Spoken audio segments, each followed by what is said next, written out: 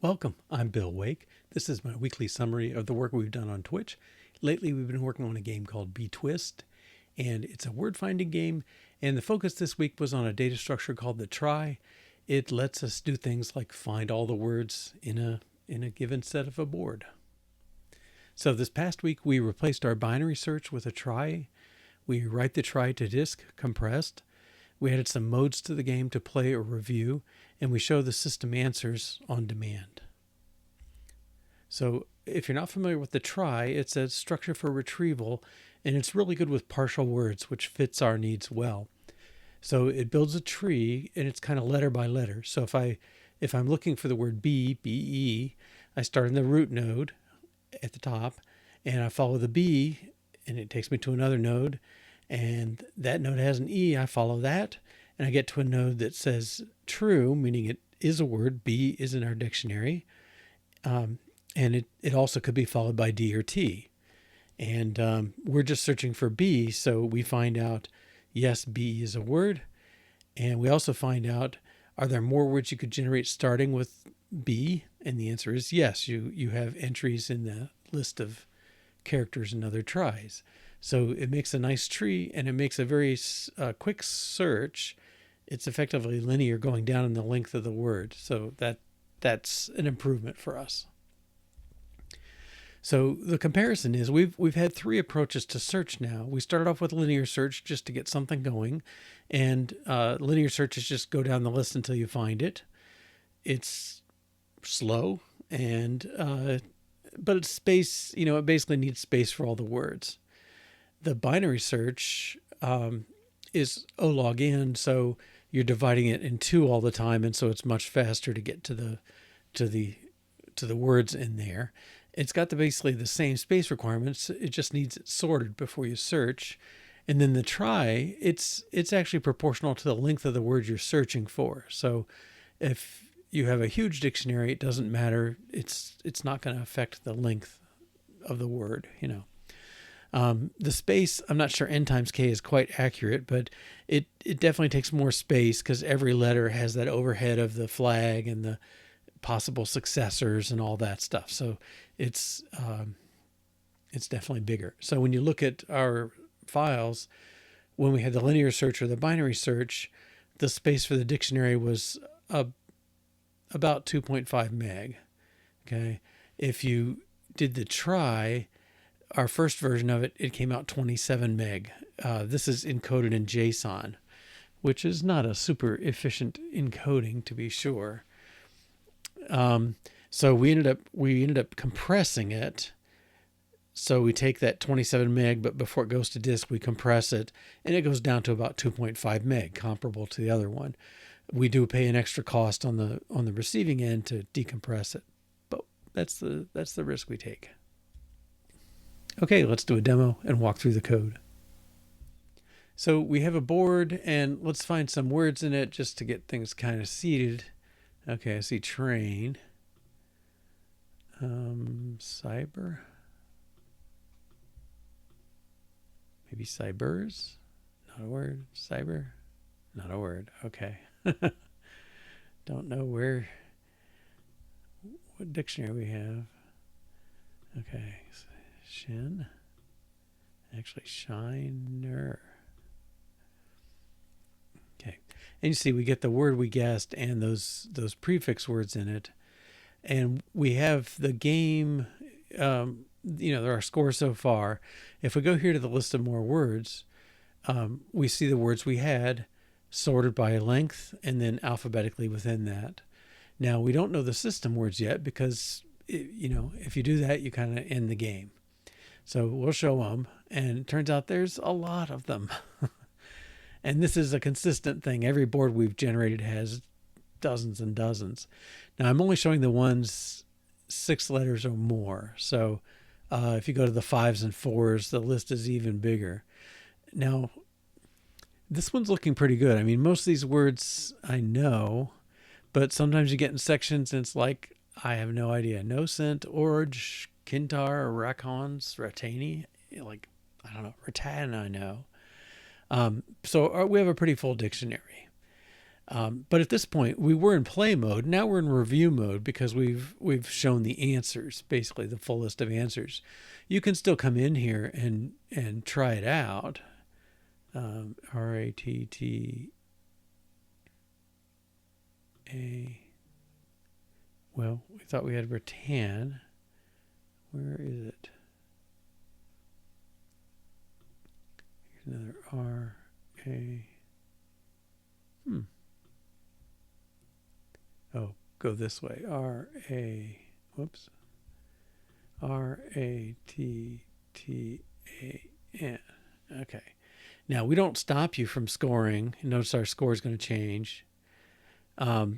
That's a future story to say, like once you've gone into review mode, you don't get credit for more words. But anyway, the trie data structure makes that searching for all those words, the possible words.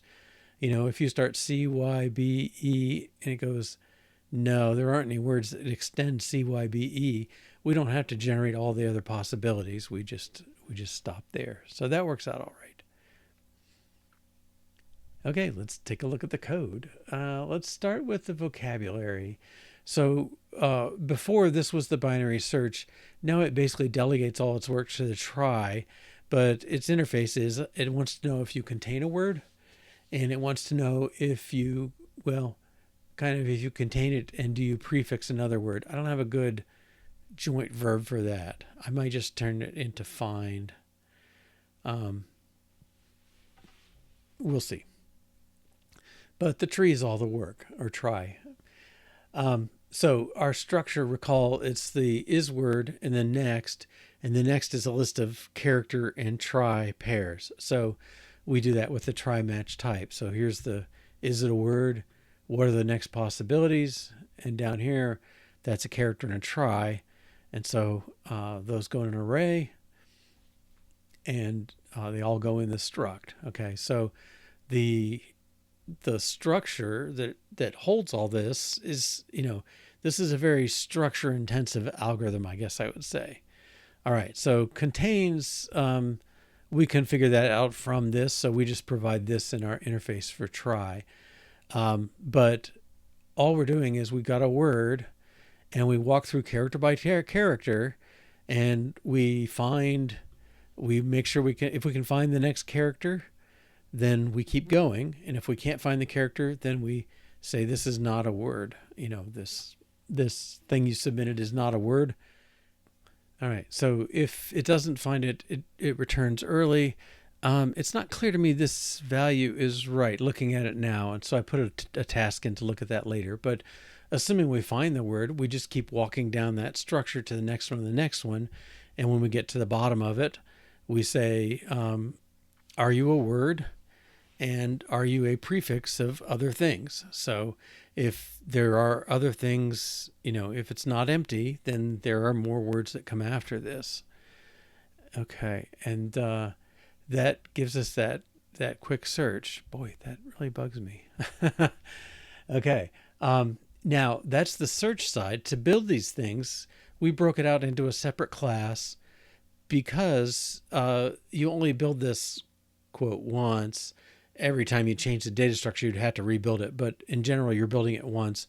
We have a mode that provides an interface to that just to let you rebuild it as a developer. But what you're doing with this is you start with an empty trie with nothing in it. And we're using a slightly different node. I'm calling it trie node and trie node match. Notice they're classes. This one's a class, so we can rewrite it as we build it, and the other one is only struct, so it's kind of read only. All right, but at any rate, if somebody gives you a list of words to add, you add each word, and that involves similar walking our way down through the word and kind of letter by letter. And if we need to add a new next value, if the successive letters aren't there, we add them in and then go on our way down. Okay, so we just work letter by letter through the word and fill in the blanks as we need it, and then mark it as being a word. Okay, so once you've called that the builder class, then you call make, and it basically converts it from our trie nodes to tries. So try match and try, are the outputs of this thing. And they're basically little recursive routines, mutually recursive. Okay, but it gives you a relatively easy way to write out a new version of this thing. And then try plus IO does the reading and writing. The big thing is it's got a compressed file. This is the lookup, the read. So it finds the compressed file, it decompresses it with NS data, and it decodes it as from JSON. And the write is kind of the complement. It encodes it into data. It compresses it using LZFEs and Apple provided compression routine. And then we write that out to disk to whatever URL you told us to. So the effect of that is using this extra compressed and decompressed means that we save all that space on disk, which seems worthwhile. It seemed to speed it up a little, but not super dramatically. But that's okay. All right, now the game, we're going to show all the answers. So we extended, originally we had this that we developed earlier for kind of exploring that notion of showing all answers.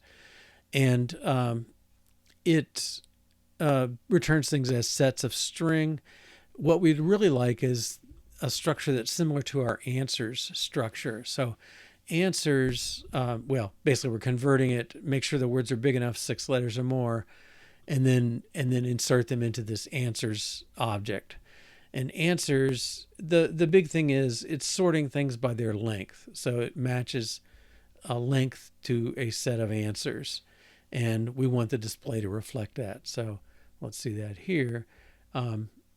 We have words, and both of these, the words you found or the words we found, the system found, they show up in the sorted answers view. Okay, so this goes through the answers, makes a section for each size, and then lists all the words in there alphabetically. And so now both those columns are very similar. We show everything in blue on this side since it's system generated.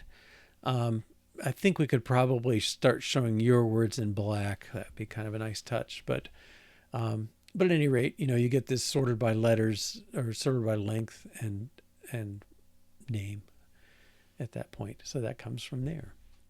Okay, so next week we're going to look at deselecting all. You may have noticed a few times when I was trying to give up on a word and start a different one, but I kept bumping into a neighboring cell that was already there. We have a scheme to make you delete all the whole selection. We don't yet support dark mode, and we don't yet we support iPad, but there's a little bit of weirdness around rotation. And then finally, I don't think our letter generation, it doesn't seem to be that easy to find words, and surprises me. We're just doing something, we basically just have a set of letters that are distributed kind of in English proportions. So maybe it's 10 E's and 7 T's and 7 S's and 6 A's and I's and that kind of thing, and down to 1 J, 1 Q, 1 Z. But I don't know. Sometimes I look at the boards and I've had ones with 3 Z's and a Q, or a J, a Q, and 3 Z's, something like that. Like, nah, that's just not a good distribution. We're just taking it totally randomly, but apparently that's not good enough. There are solutions around it. If you look at games like, Boggle and Scrabble, both trademarked, they have approaches to that. I think we can move to something more like that. And I think that would give us a better board. We'll have to see, but we got to do something. It's if you remember, our boards are 5x5, extending infinite in all directions to give you kind of a wraparound effect. A standard Boggle board is only 4x4, and I tend to find lots of words in that, and I'm not finding enough words in this. So we'll figure something out. But I think our focus for next week is, what do we need to ship? And this is approximately it. I think with these 4 features, maybe a little couple of things more, but that's more or less enough to make a published version, I think. So we will get there and see where we go from there. I have other things up my sleeves, ideas to do.